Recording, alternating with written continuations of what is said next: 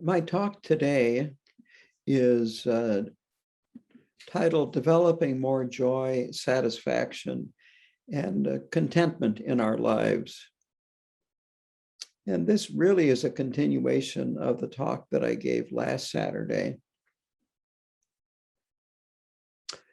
The first point that I want to make is that because of our primordial wisdom, our Buddha nature, that our minds are naturally happy and joyful. This is something that we don't have to create. This is something that we uncover. This is something that we allow ourselves to experience. And the reason we don't experience it is because we have a poverty mentality. We think that we lack things. And so we are needy, and then we grasp at things to satisfy our needs. And our afflictive states of mind, of ignorance, desire,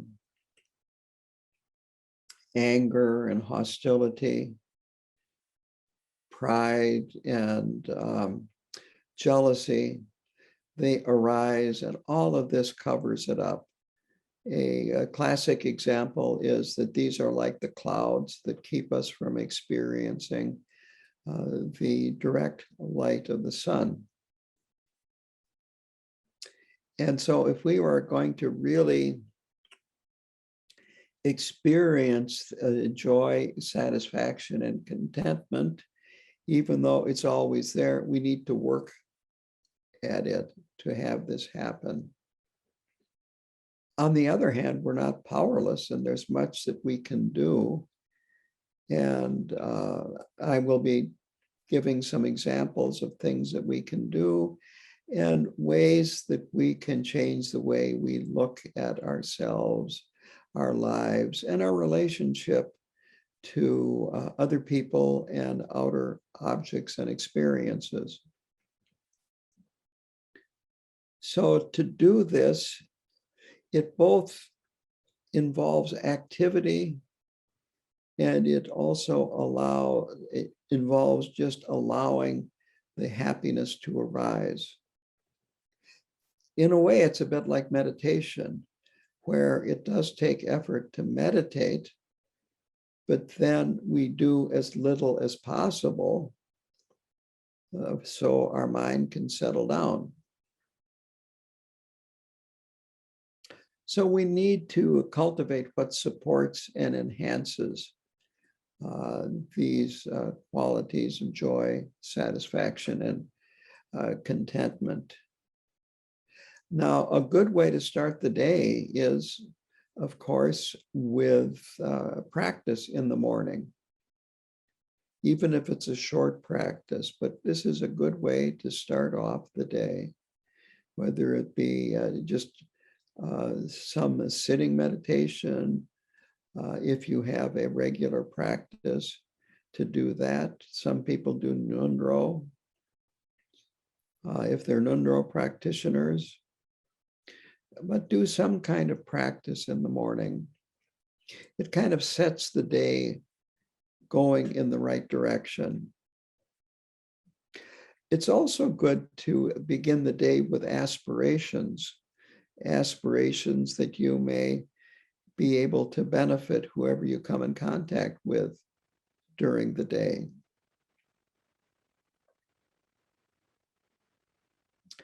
And that you may have compassion and loving kindness towards others and yourself during the day. And if it is at all possible, it can be helpful to just during the day, whatever you're doing, is to take a break and then just follow the breath for a short while to help settle the mind down, or do a little mantra. I find it very helpful as we go through the day, we accomplish a certain amount of things. And it's helpful when you accomplish something to kind of, you might say, give yourself a pat on the back. And think about that you did something today, rather than keep thinking that I've got so much to do and I was unable to accomplish everything I wanted to do. So this kind of goes into the idea that if we can have a positive attitude, there is tremendous benefit to that, and it can keep us going in the right direction. So I live alone at home, and I find, first of all, that I like to take breaks. And I will, during a break, give myself a treat, something that I like to eat. Well, I've earned this break because I've been working. It works really well in dog training, and we can train ourselves to feel good about what we've accomplished rather than bad about what we failed to accomplish.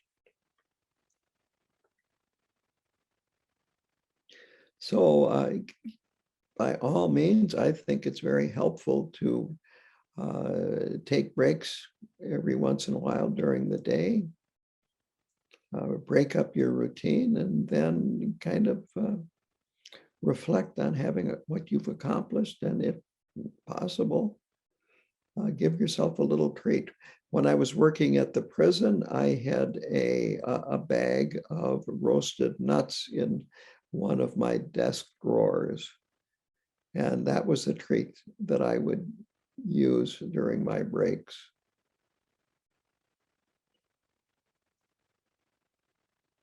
And if you really want to give yourself a pat on the back, eat that treat mindfully.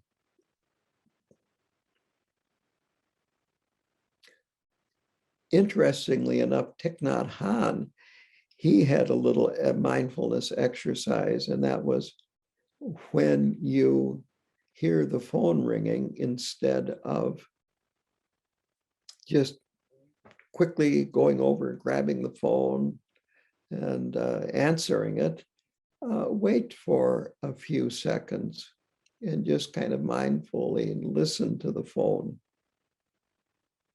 And then pick up the phone. Don't wait until it goes on to, voicemail, but instead of just getting, it's easy. The phone rings and you start getting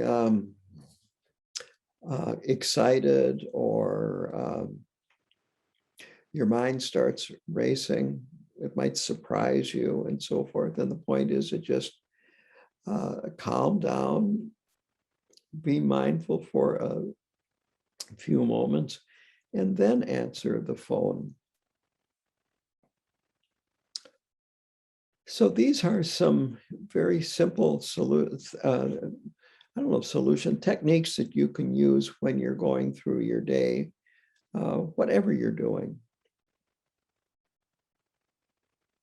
At the end of the day, then, it's good to reflect on what you accomplished during the day, and again, feel good about what you have accomplished, and when you have done things that have been beneficial to other people and so forth. And when you see that your behavior could have been better, then make the aspiration, I will do what I can in the future to avoid these mistakes that I engaged in.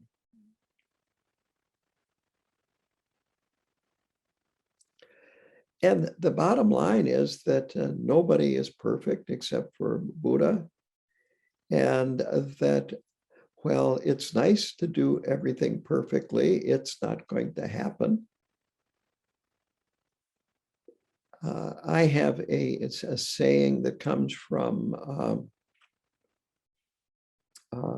woodworking, and it is that an amateur blames his tools, and a craftsman works with his mistakes or her mistakes to bring it up to the present. So yeah, we'll make mistakes, we'll do things wrong and so forth, but it's a workable situation and no big deal.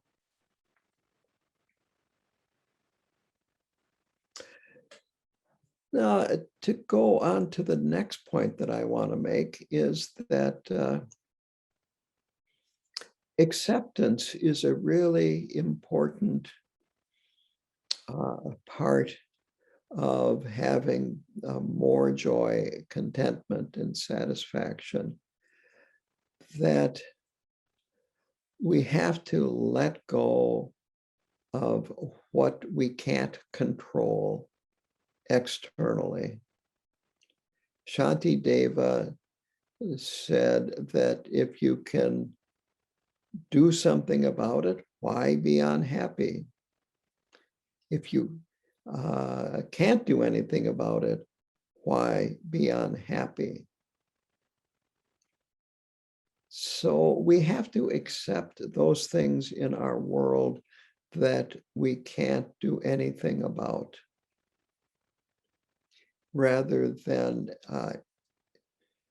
developing anger, aversion, or you could say banging our head against a stone wall, trying to change the stone wall. That realize I really can't do anything about it. Now, you might want to make aspirations to be able to do something about it, but just realize that I can't do anything about it. I can't control that other person or whatever. And if we can let go of things that we have no control over and accept the situation, we are going to be much happier. I gave a talk a while ago about driving, and in large cities, there's always traffic jams at rush hour. And when you're in a traffic jam at rush hour, accept it. Don't think that somehow or another the universe is against you and you are against the traffic jam. You are part of the traffic jam. You are very closely tied up to being a part of this traffic jam. It's not separate from you. So accept it and do what you can to be patient with it. And again, you can be happy and satisfied while you're in a traffic jam if you can accept it and realize this is nothing that I can do about this, and just let go and relax. And so much of life is like that.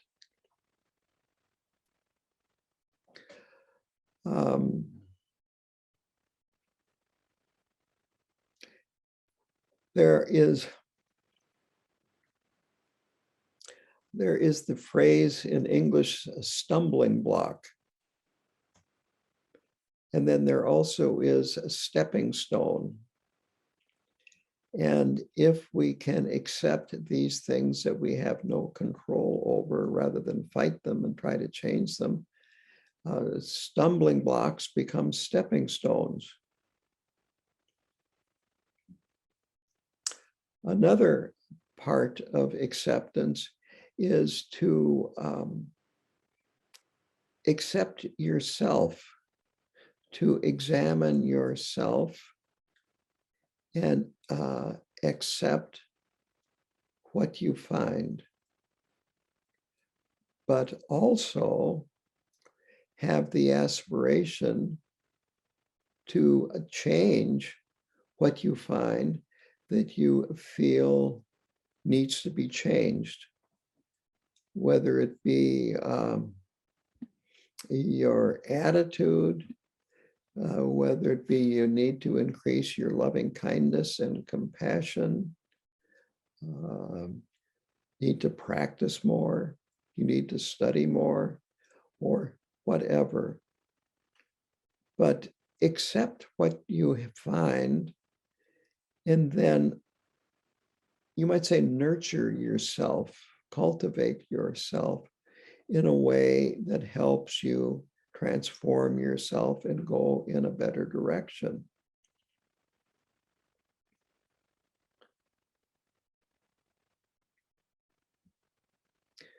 So it is through nurturing that we improve, not through being, let's say, a strict disciplinarian. We encourage ourselves, we nurture ourselves, we cultivate these things just like we cultivate flowers, vegetables in the garden. You could say we even cultivate friendships and relationships. And we have to be able to cultivate ourselves with kindness as well as diligence, and having aspirations. And of course, the best aspiration is to become a fully enlightened Buddha, but also have the aspirations to do what's necessary to attain that. And then finally, put these aspirations into action through practice and other means.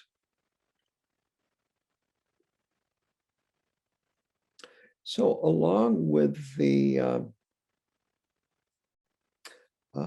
self-examination is paying attention to what I call the inner critic, monkey mind, subconscious gossip, because we frequently have a inner critic that is constantly, instead of nurturing us, criticizing us, telling us that we're not very good, that we're constantly screwing up or whatever. And it's just not very helpful to have that going on in the background all the time and having to listen to it.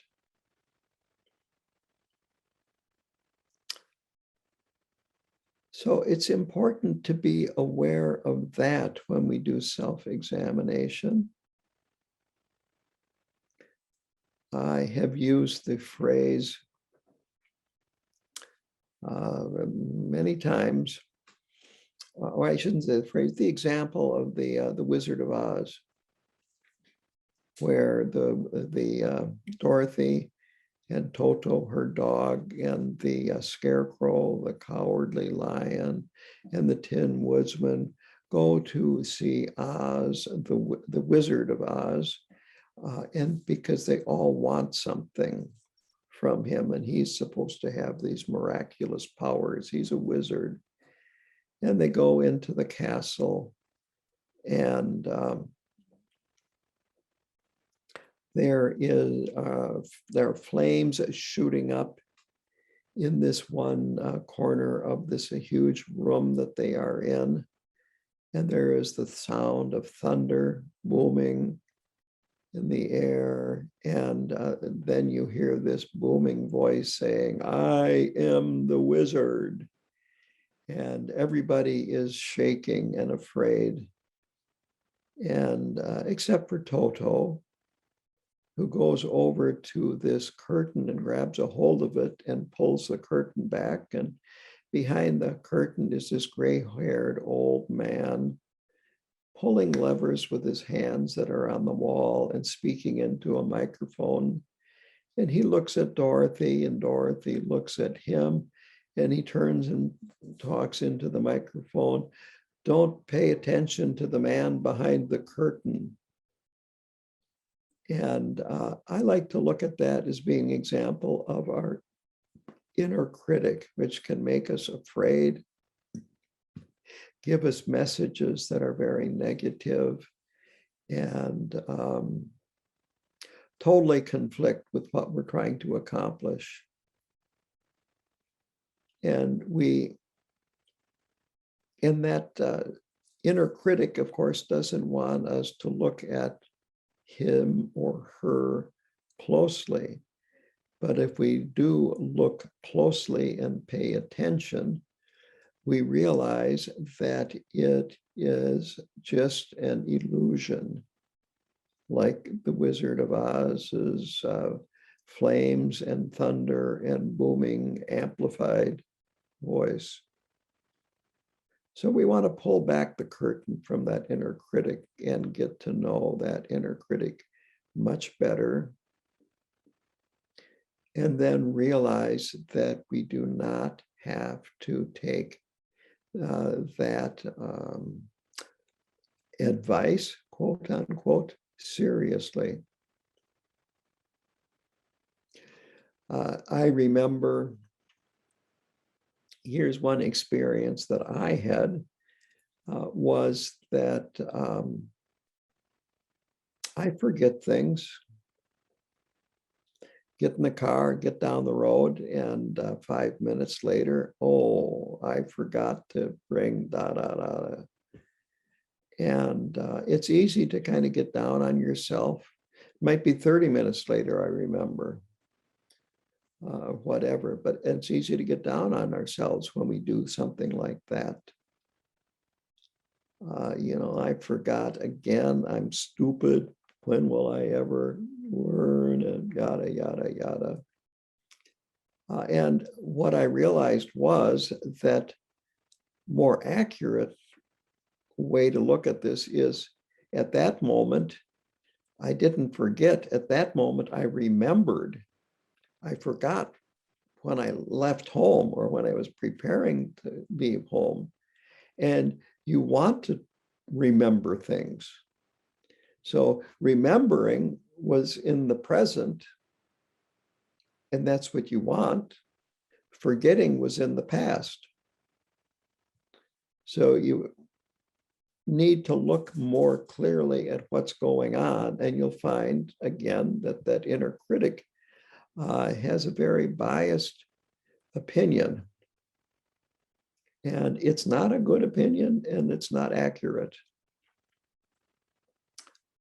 So it's also good from time to time to pay attention to that inner critic and maybe even have a little bit of a discussion with him or her. Because otherwise that can really, you might say, block us from being contented, satisfied, and so forth. So accept that inner critic, but realize that it's not giving you an accurate assessment of who you are or the situation or whatever. So positive thinking, Gyalwang Karmapa, among others, in our book class, Taisitu Rinpoche said the same thing, that lean towards the positive. Even though ultimately there is no good or bad, that it's best to lean towards the positive, even though it might seem a little unrealistic. That if we can lead towards the positive, it gives us more, you might say, motivation to continue. And it helps counter negative thinking. Try to see the good side of people. Try to see, even if you are in a very difficult situation, that this will have a positive outcome, your actions. And again, one of my favorite stories about this is the one that many of you have heard. I had, before retreat, I had a dog that was probably half black lab. I guess you could say he was a rescue dog. Somebody had just dropped him off in the country, and I passed him a number of times during a period of a week. I was married at the time, and we stopped, and I remember my wife saying, I wonder if he would like a hot dog. I wasn't a vegetarian at the time, and of course, we had been picnicking, and she brought out a hot dog, and that dog probably hadn't eaten since he had been dropped off. And he got into the car in an instant.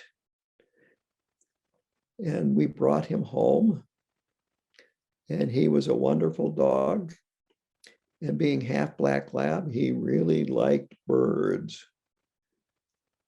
And there was this building, which I have since torn down, between the house and the Gompa, where we meditate. And I went in there one day, and there was a bird flying around. And I was a Buddhist at this time, and I wanted to save the bird.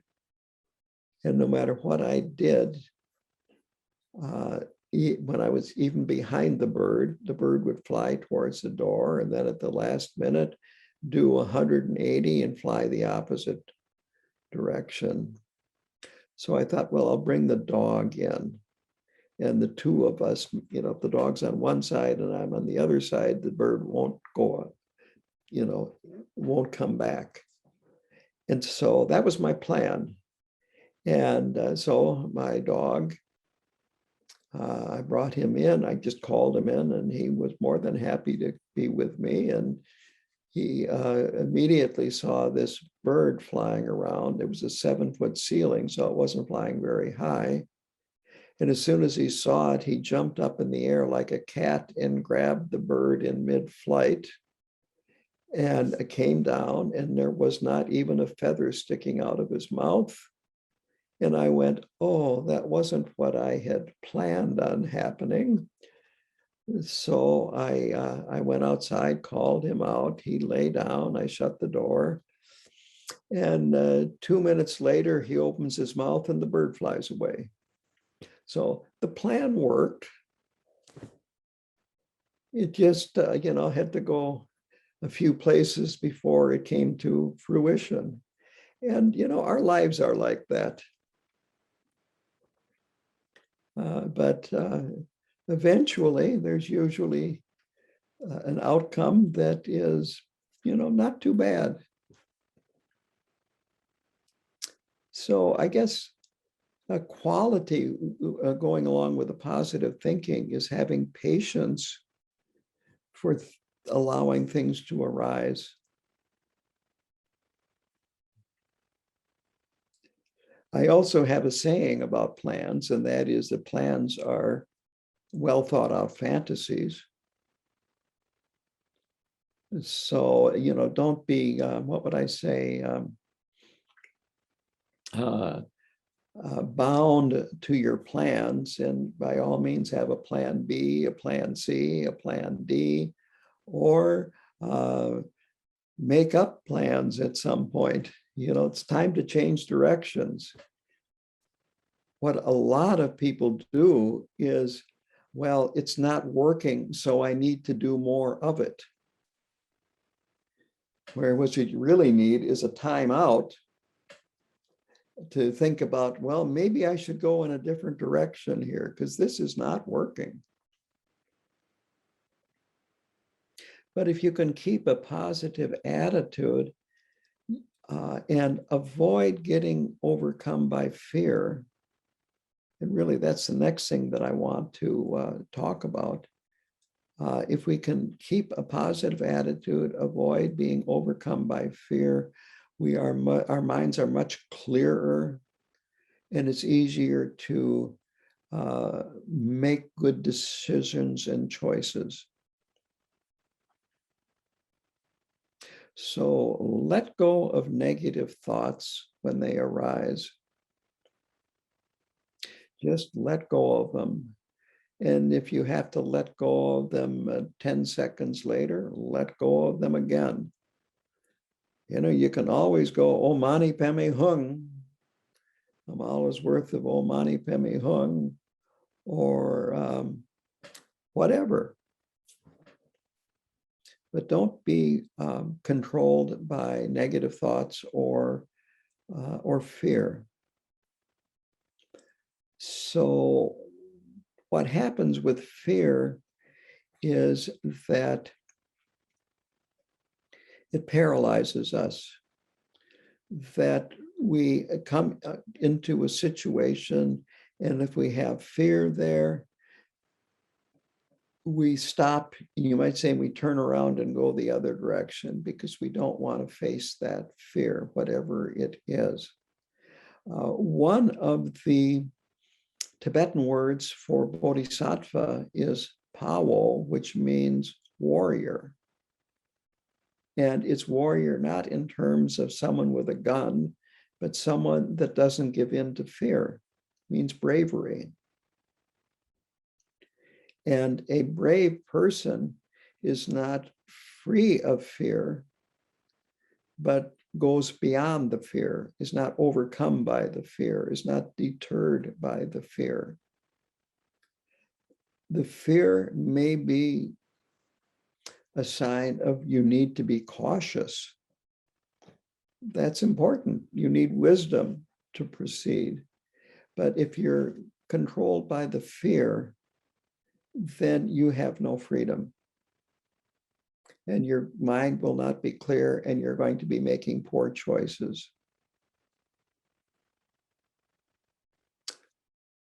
And then the last point that I want to talk about is resilience.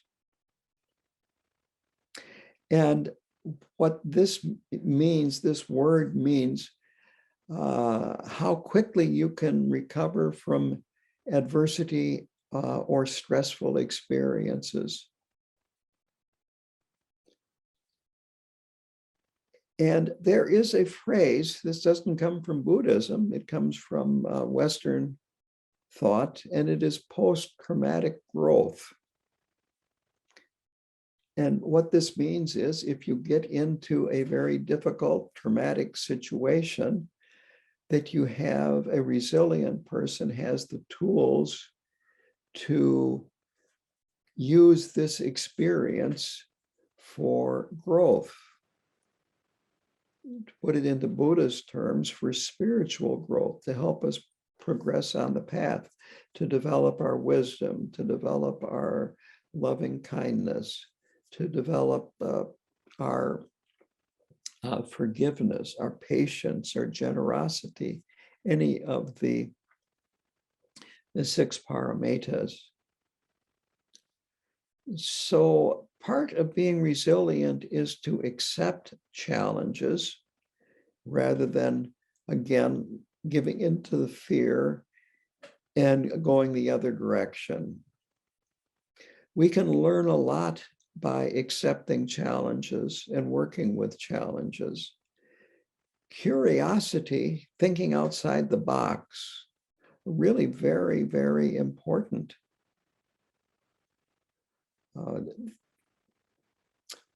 Part of being resilient is to realize that there is a lot of space.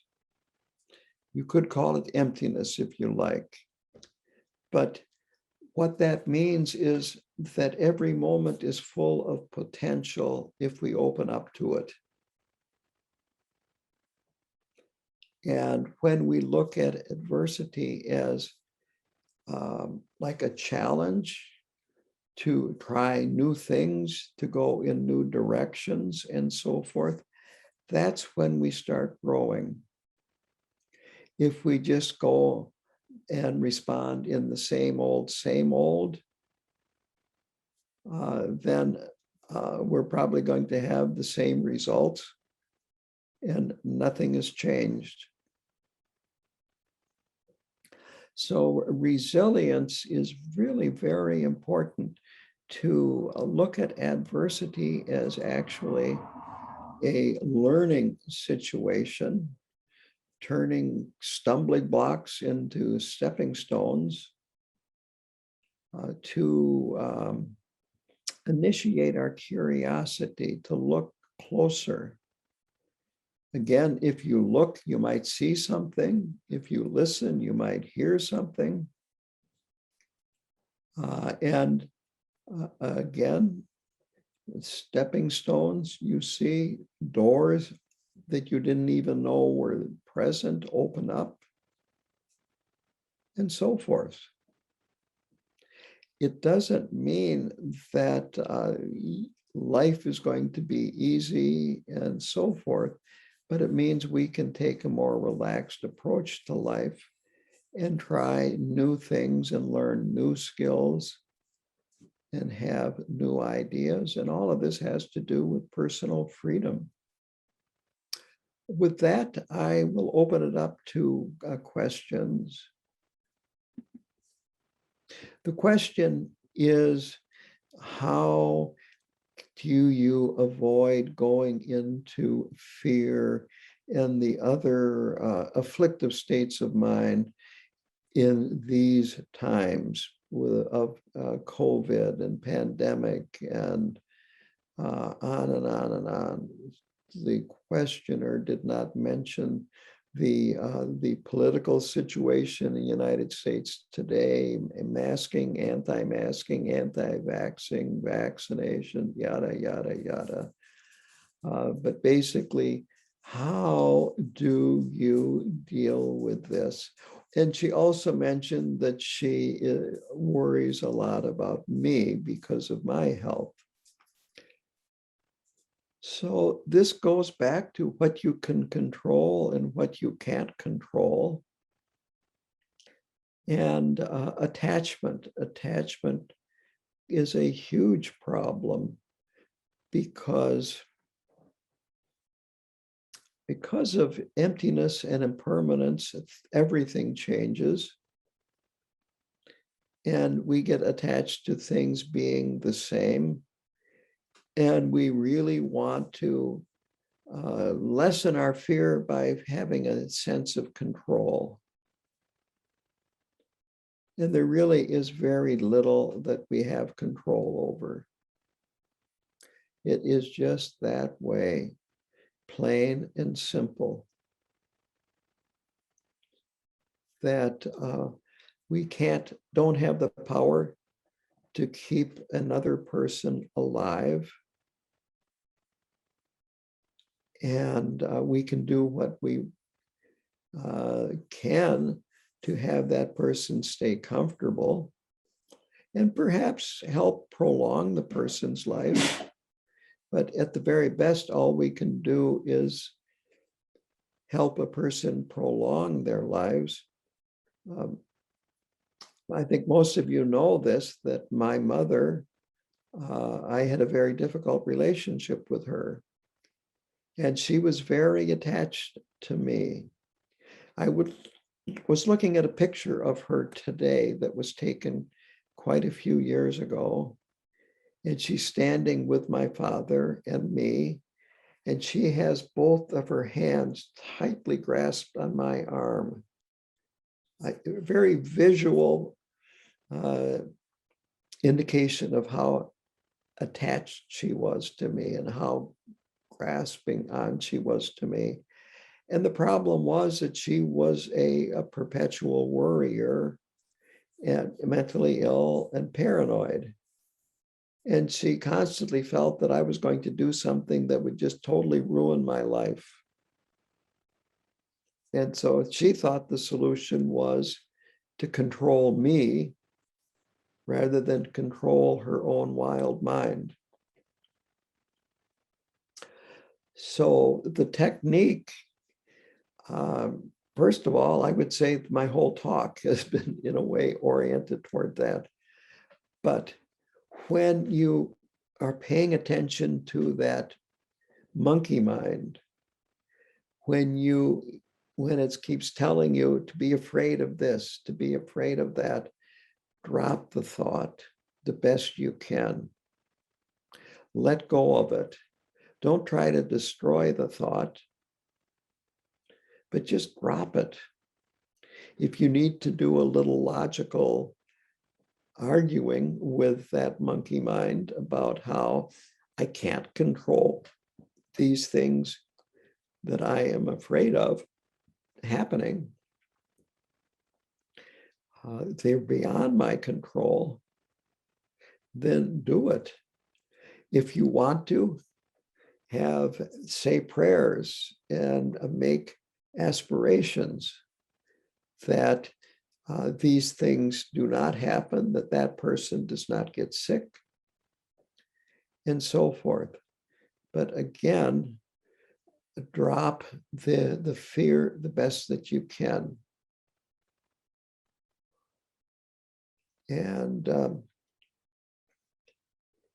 keep paying attention to what's going on with the subconscious gossip, with the monkey mind. And again, drop the thought. If you have to say mantra for a while, and when it comes back up, say mantra again. But don't feel like you are stuck to these thoughts and the fear like flypaper, and you can't get away from them.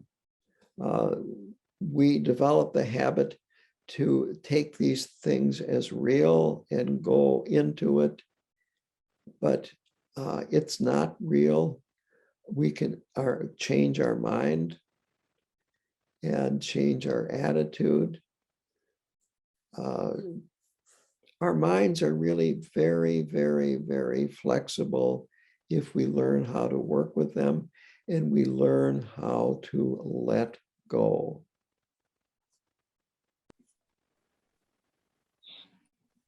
So I was in the hospital Monday night and released in the late morning Tuesday. And I was having trouble sleeping there too. And so I was pacing the hallways a lot early in the morning with the night shift. And this is what I observed was, first of all, I was the only patient walking the hallway. And that probably everybody in that unit, I think there were 20 different rooms, was probably in much worse shape than me. I was the only one that was released the day that I was released. But I also saw the staff sometimes in groups of 3, sometimes just 2. And as I walked by them, I could hear a little bit about what they were talking about. And frequently it was talking about difficult patients, how the patients were giving them a very hard time. One conversation was the patient was threatening them and they did not want to go into the room alone.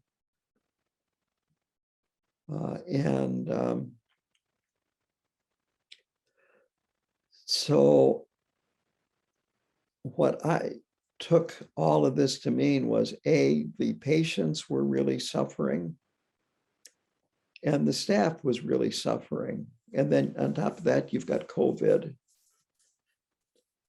And so it was a very difficult situation. On the other hand, here's a little story about my mother, who was a very difficult, paranoid person. And she got Alzheimer's, and then that part of her brain got destroyed. And this loving, kind old grandmother appeared. She lived to 96. It was a 2-year-old, 3-year-old loving, kind grandmother. But she was in a memory care unit in a retirement facility. And a staff would come into the room and mom would say, "Oh, honey, you're so sweet. I love you. come here so I can give you a hug. And she got very good care, I suspect. And if we can, and I tried to do this too. I'd never told the nurses, I want to give you a hug, you're sweet. But I tried to behave in a uplifted manner, thank them for what they were doing, and not complain. If there was some difficulty I was having, I would bring it to their attention. But by doing that, this really made it a lot easier for them. And a number of the staff that I had in contact with there commented on how pleased they were that I was on their unit.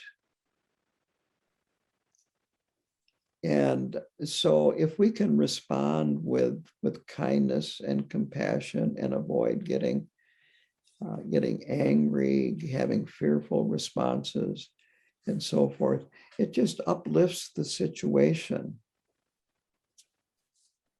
And that's my advice when you're in a hospital, is to follow my mother's example, with, little wisdom, because a man can't say those things to a female under any circumstances.